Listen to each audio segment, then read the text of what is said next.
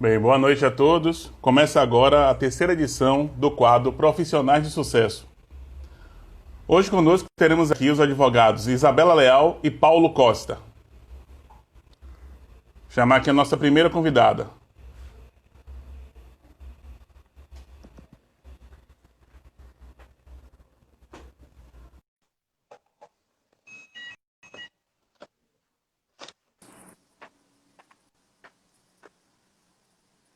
Olá, Boa boa noite. noite, boa noite.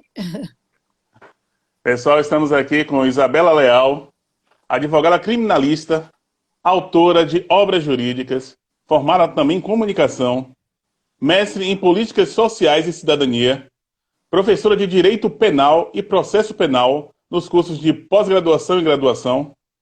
Leciona também nos cursos de preparação para o AB, Concurso Brasil Jurídico e Portal F3. Seja muito bem-vindo, Isabela. Obrigada, Fernando. Para mim é um prazer estar aqui com você. Você que é meu amigo querido, pessoa que eu gosto demais. Olha, Paulinha, olá, Paulinha, que bom ter vocês aqui. Prazer, é sempre um prazer poder estar junto com os amigos, né? Mesmo à distância, e poder ajudar no que for preciso. Então vamos lá, Bela, você está aqui. O povo quer saber o que te instigou a fazer direito. O que me instigou a fazer direito? Bom, eu sempre fui uma pessoa que sempre quis fazer um monte de coisa, né? Ao mesmo tempo. Sou artista. E eu costumo dizer que quem está no direito, principalmente no direito penal, como eu, tem que ser artista. Já começa daí. Então, eu digo que o meu incentivo maior foi justamente a minha veia artística. Por quê? Primeiro, sempre fui, né? Vocês sabem que eu cantei muito tempo, né? E aí sempre vivia nos palcos e sentia falta. Depois que eu parei de cantar profissionalmente, me deu aquela vontade de querer mudar, de querer ser, de fazer algo diferente, de fazer algo que eu pudesse, né, expandir. E eu sempre tive aquele senso muito de justiça e gosto da área criminal. Eu sou apaixonada pela área criminal, que é a área que eu atuo mesmo. Eu sou advogada criminalista e é a minha paixão. E aí o que me motivou a entrar no direito foi exatamente isso. Mas na verdade, como eu fiz comunicação antes, eu trabalhei muito na época, né? Eu trabalhei em TV e eu trabalhei entrevistando presos na época, né? E nessas entrevistas de preso, e trabalhei também no Tribunal de Justiça. Então, na hora que eu comecei a fazer, quando eu trabalhei no Tribunal de Justiça, eu ainda não era advogada. E aí, eu trabalhando no tribunal, juntou a comunicação com o tribunal, eu fiz assim, por que não? Né? Por que não fazer direito, já que eu gosto de fazer isso, já que é uma coisa que eu gosto? E tá na minha pele, naquilo, no sangue. Por quê? Porque advogado criminal, a gente já pensa logo no júri, né? Todo mundo já pensa logo no júri. Então o júri não deixa de ser um teatro, não deixa de ser uma arte que você tem que estar ali mostrando ao povo. Então basicamente foi isso. Eu comecei trabalhando no Tribunal de Justiça, na época que eu ainda fazia comunicação. E na área da comunicação, eu atuei com presos, né, fazendo essa comunicação no âmbito criminal. E aí acabou que, com isso, juntou as duas coisas e me deu a vontade de vir para a área criminal, no caso, fazer direito. Mas eu entrei em direito querendo ser juíza. Só que depois eu me apaixonei de tal forma pela advocacia e pela docência, porque eu sou professora, né? Professora de direito penal e processo penal, e foram duas paixões assim de cara que eu resolvi ficar. Mas lá no fundo, ainda não tem aquele gostinho querendo para poder fazer, para ser juíza, não? Para dizer a verdade, hoje eu me sinto muito realizada com a advocacia e com a docência. Então, assim, talvez se eu viesse a fazer um concurso, talvez fosse só mais tarde, se eu fosse para pensar numa estabilidade, talvez. Mas eu hoje confesso a você que eu estou satisfeita com a advocacia e estou satisfeita também dando aula. Eu prefiro estar sendo instrumento para fazer o povo passar no concurso, que é o que eu faço hoje, né? E as vitórias deles Aham. são minhas vitórias. Por enquanto, sim. E bom. Bem, vivemos esse cenário, esse novo cenário, por causa do Covid-19, coronavírus, que se assolou mundialmente. Então, várias medidas foram tomadas pelos governos e tudo mais. Como é que ficou esse relacionamento com o cliente nesse período que foi adotado o distanciamento social? Como é que está sendo para vocês? Então, para a gente foi uma mudança drástica, né? Porque, na verdade, é uma nova realidade que a gente está vivendo.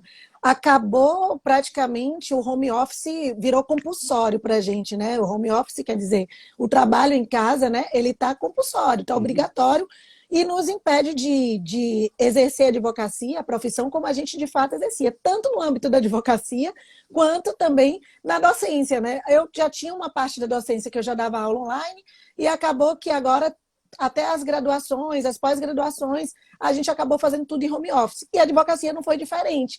Pouco a pouco a gente vai ter que começar, já está se habituando a não enfrentar mais o trânsito, correndo, né? O meu desespero Ah, de sofrer as multas para chegar na audiência no horário certo, a não participar de audiências, a idas e vindas na delegacia e presídios, apesar de que no presídio eu ainda continuo indo, na delegacia também, e manter essas reuniões que a gente tinha presencial. O que, que acontece? Na minha área, na área criminal, ela está diferente das outras áreas, porque na área criminal a gente precisa do tete a tete, principalmente quando a gente trabalha e atua na delegacia.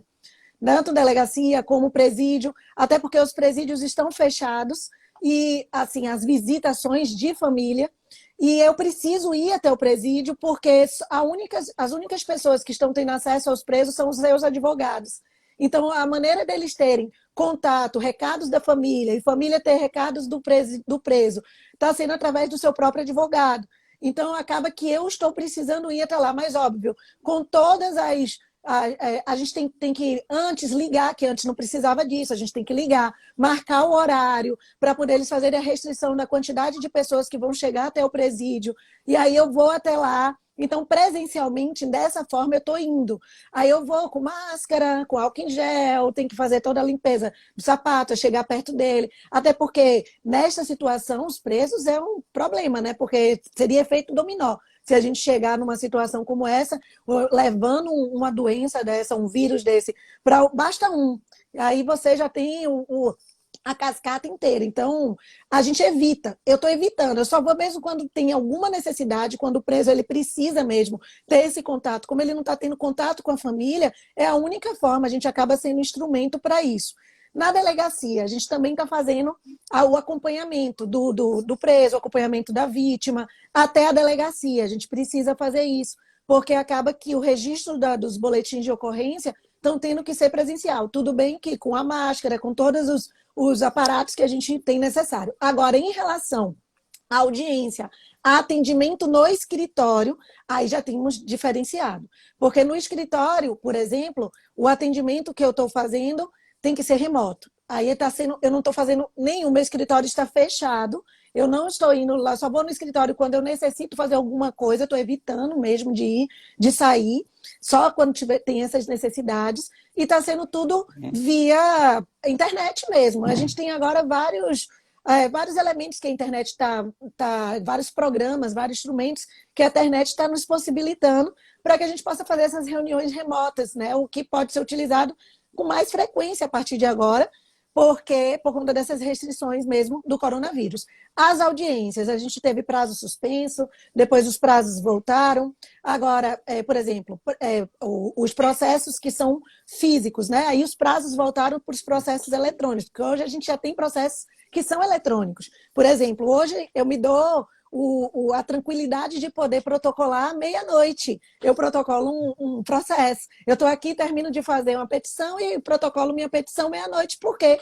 Porque eu não tenho horário para poder fazer aqui, porque é eletrônico. Então, para mim, é bem tranquilo, é ótimo para poder fazer isso. A gente já tem isso. Então, para a gente está se habituando a atendimentos, a audiência, por exemplo, audiência de custódia em alguns estados. Eu não atuo só no estado Bahia, eu atuo no Rio de Janeiro, eu atuo no Nordeste, então eu tenho outros lugares que eu tenho essa minha atuação também.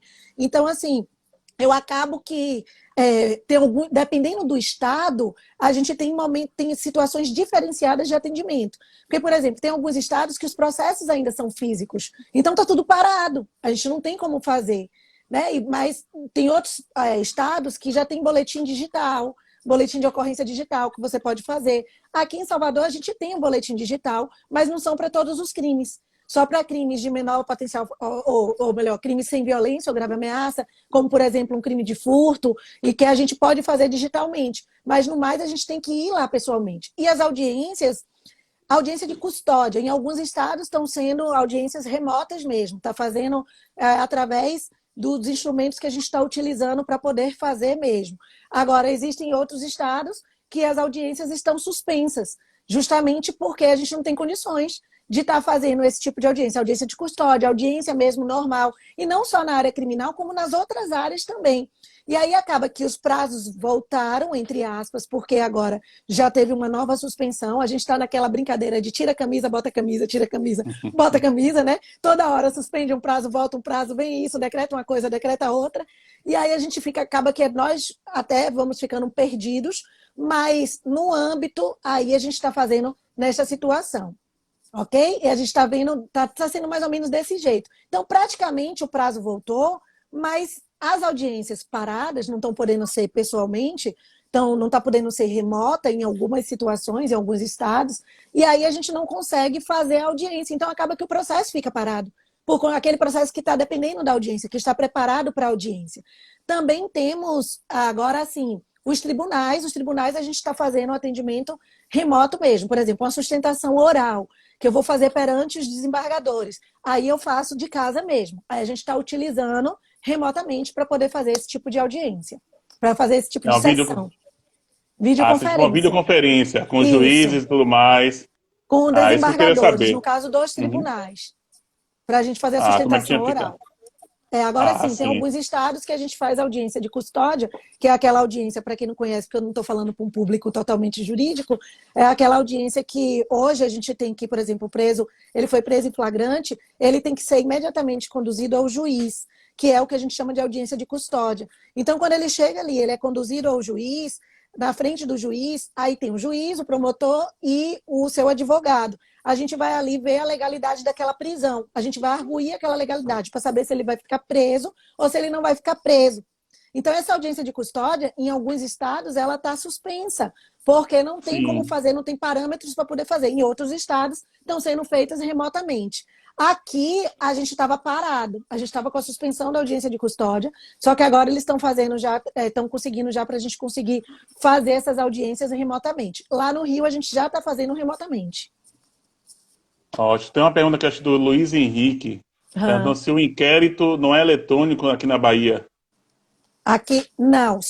Foi o que eu acabei de falar. Não é o inquérito, é o registro do boletim de ocorrência, que é o registro digital que você encontra, inclusive, na Polícia Civil, lá no site da Polícia Civil. Você tem como fazer, mas não é para todos os crimes. Como eu disse, é para crime de furto, é para situações de achados e perdidos, situações que você de extravios. Aí você pode fazer e registrar ali eletronicamente. Mas, no mais, não. Você tem lá os autos, todo bonitinho, que o advogado precisa ir lá e acessar uma vez que abre o inquérito policial. Porque é diferente. O registro de um BO é uma coisa, o inquérito policial é outra. Né? Eu sei que a gente não está falando com advogados, né? Então, e pessoas, nem todo mundo aqui é do âmbito jurídico, então é importante sempre falar isso. O registro do BO é quando você sofre um crime e aí você vai até ali na delegacia e você registra a ocorrência, que é o que a gente chama de um boletim de ocorrência, é o que você vai noticiar o crime.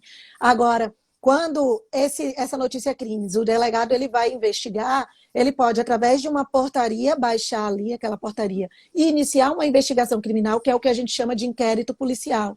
Ou ele pode ali, através mesmo da lavratura do auto de prisão em flagrante, quando o cara chega preso e tem uma decretação de uma prisão em flagrante ali, que ele chega num flagrante, então ele pode, com a lavratura do auto de prisão em flagrante, iniciar essa investigação criminal, que é o que a gente chama de inquérito policial. Então, esse inquérito policial, a gente tem que ir até a delegacia para ter acesso a ele. Enquanto não virou processo, os processos são eletrônicos, mas o inquérito policial ele está na fase da delegacia. Ele ainda está na fase preliminar, é a fase inicial. Então, a gente não tem processo, é um procedimento administrativo. Por isso que é diferente, por isso que a gente tem que ir na delegacia para ter acesso àquele procedimento administrativo. Eu, como advogada, eu vou lá e tenho esse acesso. Agora, no caso, quando ele se torna processo, aí o processo está eletrônico, que é quando vai para o judiciário. Aí aqueles autos do inquérito policial que já foram conclusos, que o delegado já fez um relatório final, são anexados ao processo, que é um processo eletrônico. Então é assim que funciona. Essa vai ser a dúvida de muita gente aqui. E estamos vendo também como essa tecnologia realmente está ajudando em todo o processo jurídico. O pessoal está se Muito. aprimorando, porque a gente era muita papelada. E agora tem muita coisa eletrônica, vários aplicativos utilizados pela justiça, não é? Isso. E a gente já tem, né? Há um bom tempo que a gente já tem vários aplicativos da própria justiça mesmo. Inclusive, quando o processo ele se tornou eletrônico, a gente acessa tudo. Temos o ESAG, temos aí o PJE, a gente tem todos os aplicativos que a gente já utiliza mesmo no âmbito criminal. Então, a gente já tem, não só criminal, mas na advocacia como um todo, com esses processos Sim. eletrônicos. Agora, voltando a sardinha para o âmbito criminal, em que pese a gente está nesse momento pandêmico, né, que eu costumo brincar que não é nem uma pandemia, é um pandemônio mesmo, né, porque desnorteou tudo para a gente, os crimes eles não deixam de ser cometidos. Inclusive, eu estava fazendo um webinário agora há pouco atrás, eu estava com uma delegada e com uma juíza conversando, e a gente estava falando exatamente isso. Pelo contrário, os crimes aumentaram. Os crimes eles deram uma parada no início da pandemia. Eu acho que os meliantes ficaram com medo, né? Ficaram com receio no Sim. início, mas agora só aumentou. E inclusive e crimes assim que são crimes específicos. Por exemplo, eu estava falando com a delegada, a Ana, a gente estava conversando agora no instante na live, e a gente estava falando exatamente isso que ela estava dizendo, que lá no Ceará aumentou o latrocínio de uma forma para outra. Assim, o latrocínio que é o roubo qualificado pela morte, que vocês chamam de roubo seguido de morte, está errado. Roubo qualificado pela morte. Qualificado. Qualificado pela morte, que é o nome do latrocínio. Você subtrai, e para subtrair, você mata para subtrair, ou você subtrai e acaba matando a pessoa. Então, o latrocínio aumentou gritantemente os números de latrocínio em alguns estados, assim como violência doméstica e familiar contra a mulher. Os crimes de violência doméstica e familiar contra a mulher, gente, subiu totalmente, tá? Então, foi uma loucura isso aí. Perguntaram aqui se pode ser mantido preso, foi Nilson Júnior. Perguntando se Olha, pode ser mantido Nilcinho! preso um cidadão que não tem condição de pagar fiança. Se pode ser mantido preso um cidadão? Não, nesse caso aqui, se ele não tem condição de pagar a fiança, ele vai, nesse caso, o advogado dele que vai fazer um requerimento demonstrando, atestando que ele realmente não tem condições. Ninguém pode ser punido nesse caso, né? Se ele não pode, se ele não tem condições ali de pagar aquela fiança. Ali, de certa forma, vai depender da situação do caso concreto. Vai depender da complexidade da causa, né? Na verdade é essa. É bom até eu falar isso. Por quê? Porque você vai ter que olhar a fiança, né? Ou vai ver qual o tipo de crime que ele praticou, se é um crime realmente que cabe a fiança, vai ver se ele vai ter essas condições, e ele, a depender do caso, ele pode sim permanecer preso se ele não tiver a condição de pagar a fiança, ele não conseguir demonstrar através do advogado dele essa miserabilidade, essa condição que ele não vai ter, porque aí ele vai ter uma outra forma de o advogado conseguir tirar ali a fiança, porque você tem outras medidas que não seja só a fiança, entendeu? Porque a gente fala na fiança, a gente pensa só na fiança, é só uma medida diversa da prisão. É só uma medida que você pode utilizar, mas você pode utilizar diversas outras medidas. Por exemplo, eu posso pedir que o preso fique respondendo em liberdade, a depender da situação, óbvio, que toda análise da situação, respondendo em liberdade, mas se compromete a comparecer na justiça dois meses, né? De 2 em 2 meses, de 1 em 1 mês, né? Ou então ele se compromete a não ficar, a se recolher, sair da rua 10 horas da noite. Ele se compromete a algumas condições para que ele possa ser mantido em liberdade. Então, a fiança só é mais uma medida cautelar que você tem ali diversa da prisão. Até porque, muita gente não sabe, mas a prisão no direito penal é o último momento, que a gente chama no âmbito jurídico de última ratio. O que é última ratio? Última instância, em último momento. Eu só vou usar a prisão, o juiz ele só vai decretar a prisão quando for o último caso. Então, é importante a gente falar isso. A gente tem diversas outras medidas que a gente pode utilizar, independente desta prisão, ok? E a fiança é só uma das medidas que a gente tem, porque existem crimes que cabem fiança e existem crimes que não cabem fiança. Então, vai depender da complexidade da causa, vai depender de qual crime que ele está praticando, se cabe, se não cabe, vai depender. Se ele não tem, é importante até, o mesmo que o juiz decrete a fiança, aí cabe ao advogado dele ser safo e conseguir pedir outras medidas além da fiança, né? Para que você possa conseguir manter ele em liberdade, respondendo em liberdade. Mas tudo isso vai depender da análise causística. Isso, nós falamos aqui sobre a questão dos crimes que estão ocorrendo com as mulheres, realmente. Eu tenho visto até na televisão, porque as mulheres em casa não tem nem como, às vezes, se pronunciarem lá, estão lá trancafiadas por causa do distanciamento social. Aí está ocorrendo muito isso, né? Além desses Muito. crimes presenciais, também com o aumento da utilização da internet, da tecnologia, porque as pessoas estão mais em casa, estão havendo também mais cybercrimes, mais Sim. disseminação de fake news. Como é que Sim. seria isso, essa questão, a parte criminal dessas pessoas Excelente que estão efetuando pergunta, isso? porque eu posso até falar um negócio desse. A fake news está sendo o nosso maior problema hoje na pandemia. Por quê? Justamente porque a fake news ele está afetando problemas psicológicos nas pessoas. Problemas psicológicos está causando depressão e eu posso ser sincera a vocês, está sendo um dos maiores problemas que a gente pode sofrer em pandemia, em pós-pandemia. É justamente, e fake news é uma das situações que a gente tem. Olha, deixa eu falar a fake news. A fake news, para quem não sabe, são notícias falsas que a galera se aproveita aí da internet, né, para poder soltar, disseminar uma informação pelo mundo todo através da internet. Pode ser pelo celular, pode ser pelo WhatsApp, por Instagram, para prejudicar ou para beneficiar alguém. E é o que a gente está vendo o tempo inteiro, né? Principalmente no âmbito político, a gente está vendo muito isso. E também são criadas para receber likes, para receber curtidas, né? E visitas em determinadas páginas. Isso que são fake news, é para poder a pessoa saber o que é que significa. Olha, tarde e noite com a Bela, verdade, são. Vamos nessa. Então, assim, essas fake news, muita gente não sabe que as fake news são crimes. Todo mundo, professora, fake news é crime? É crime. Muita gente não sabe disso. Principalmente crimes contra a honra.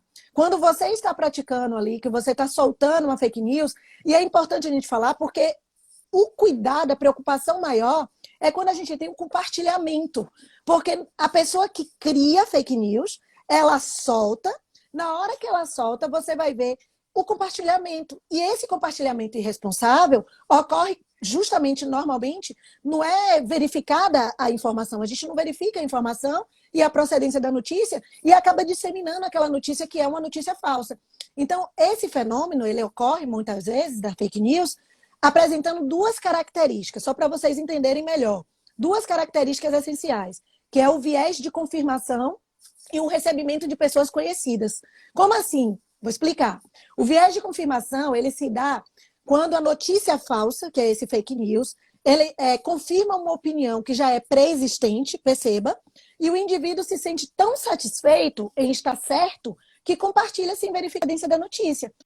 É o que a gente está vendo com o nosso presidente, né? A gente está vendo aí com o presidente, porque a gente viu com nossos ex-presidentes, né? O que está acontecendo aqui sem cunho político nenhum, mas a pessoa, aqueles que são da esquerda, aqueles que são da direita, compartilha aquilo que ele acredita fiamente. Ele confirma uma opinião, que já é uma opinião pré-existente, por diversas pessoas, e ele confirma aquela opinião dele e acaba compartilhando algo que pode ser irresponsavelmente. E a segundo viés que eu falei para vocês é em relação ao recebimento de notícias de conhecidos. Quando você recebe notícia, quando chega a notícia, por exemplo, por meu familiar, por um amigo, então os filtros naturais de desconfiança acabam diminuindo, estimulam o compartilhamento sem que você nem verifique, porque foi um seu familiar, foi um amigo que acabou trazendo para você. Então, você já compartilha sem nem pensar, sem nem verificar se aquilo é verdadeiro ou não. Então, quando esse indivíduo, ele também influenciado por essas características que eu trouxe para vocês aqui agora, ele compartilha uma fake news, ele pode estar cometendo um crime contra a honra.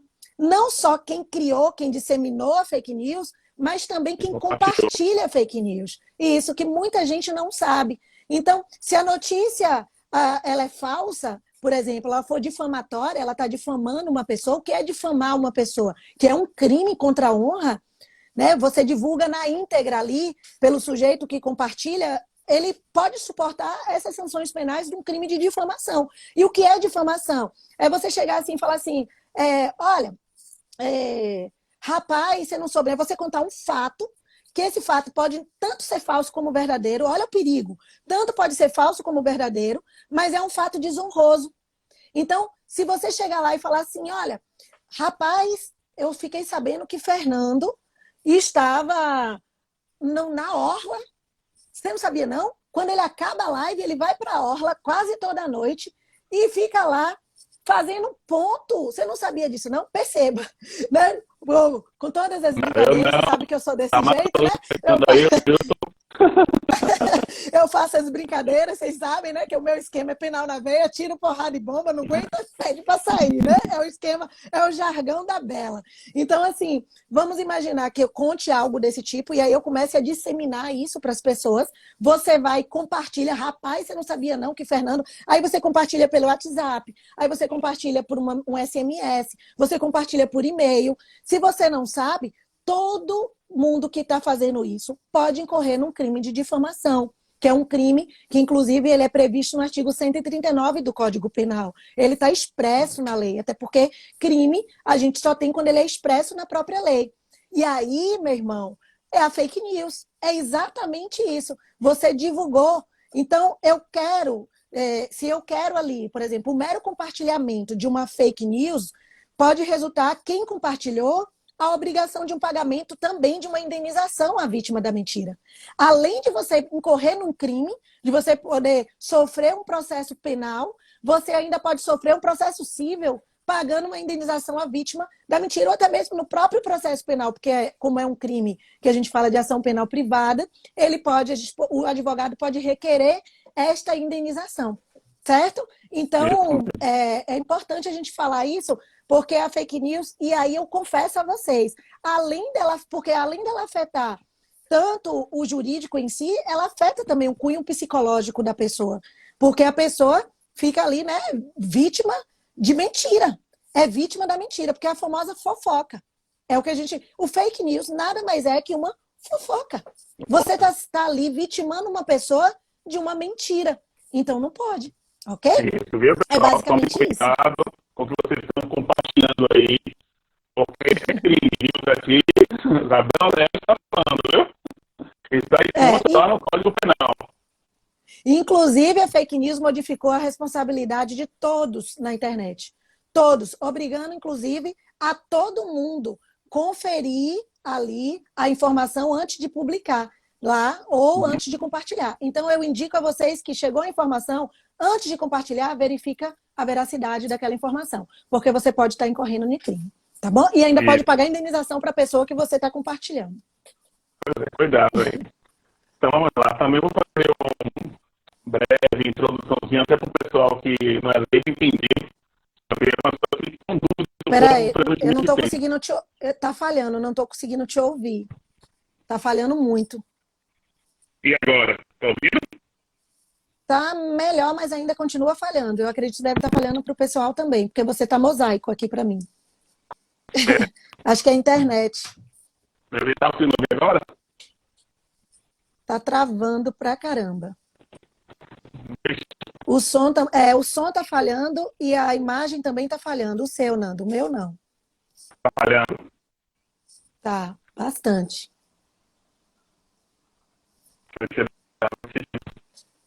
Veja se você consegue. Enquanto isso, enquanto o Nando tá voltando, eu vou responder essa pergunta aqui de Nilson. Olha aqui, Nilcinho, que ele perguntou, tá, Nando? Vou responder essa pergunta dele, que ele perguntou se tem a possibilidade do sujeito voltar a ser réu primário. Tem sim. Tem a possibilidade dele voltar a ser réu primário tranquilamente após 5 anos. Por exemplo, porque ou ele é réu primário ou ele é reincidente. Na prática, a gente ainda fala que pode ter um tecnicamente primário. Então, se ele é reincidente ali na prática de crimes. Para poder ter aquele crime ali, para ele ser reincidente, para ele deixar de ser primário, ele tem que ter praticado um crime, aí tem que ter transitado em julgado. Transitado em julgado quer dizer, não cabe mais nenhum recurso, ok? Não cabe mais nenhum recurso. Então, ele vai transitar em julgado, não cabe mais nenhum recurso, ele foi condenado, e aí ele vai e pratica um novo crime. Aí ele se torna reincidente. Então, eu tenho um crime, houve um trânsito em julgado, ele foi condenado com trânsito em julgado, ou seja, não cabe mais recurso, e houve um novo crime, ele se torna reincidente. A partir do momento que ele se tornou reincidente, ele tem 5 anos ali, se ele ficar 5 anos sem praticar mais nenhum crime, Após isso aí, a ficha dele pode voltar a ficar limpinha. Ele pode voltar a ser primário. Mas tem que ter esse prazo aí dos 5 anos, sem praticar nenhum outro crime, sem ser condenado por nenhum outro crime. Aí ele volta a ser primário. Tá bom? E aí, como é que eu tô Respondi. agora? Continua falhando muito, Nando. Tá fazendo? Deixa eu ver aqui. Continua falhando muito. A imagem e o áudio. A imagem e o áudio. É a internet. Se você tiver com alguém aí que esteja usando a internet dentro de casa, pede para o pessoal sair da internet. Deixa eu ver aqui. Marta,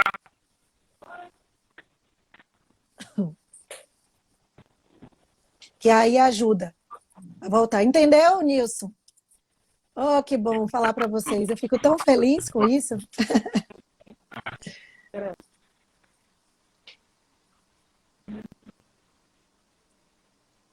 Isso, ou então tem essa opção de sair e voltar com a live. Como o Juninho trouxe aí, porque do jeito que tá, você não vai conseguir falar comigo. continua? Continua. O ideal, eu acho que é você fechar a live e voltar com a live. É bom que você até ganha mais tempo. Aqui, aguarde aí que eu vou reiniciar a live. Pronto.